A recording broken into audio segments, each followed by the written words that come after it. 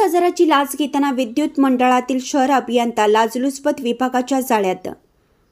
इचलकरंजी येथील विद्युत मंडळातील शहर अभियंता प्रशांत ताराचंदजी राठी वय वर्षे 49 राहणार उपकार रेसिडेन्सी फ्लॅट नंबर 6 बिग बाजार सांगली रोड इचलकरंजी, मूळ राहणार धामणगाव अमरावती याला लाचलुचपत विभागाने तक्रारदाराकडून 30,000ची लाच घेताना कारवाई करून ताब्यात घेतलं।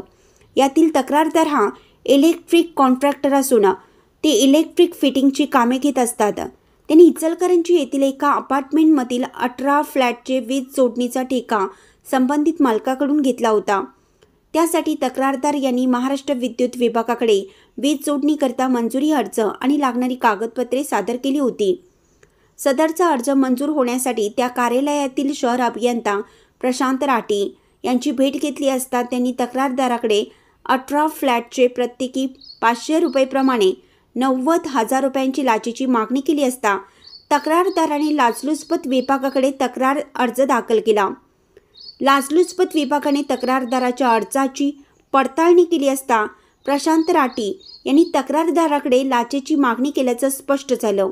यात तडजोड करून 30,000 रुपये मागणी केल्याचं निष्पन्न झालं।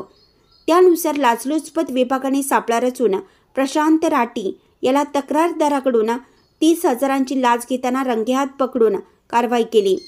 त्याच्या विरोधात शिवाजीनगर पोलीस ठाण्यात गुन्हा दाखल करण्यात आला आहे।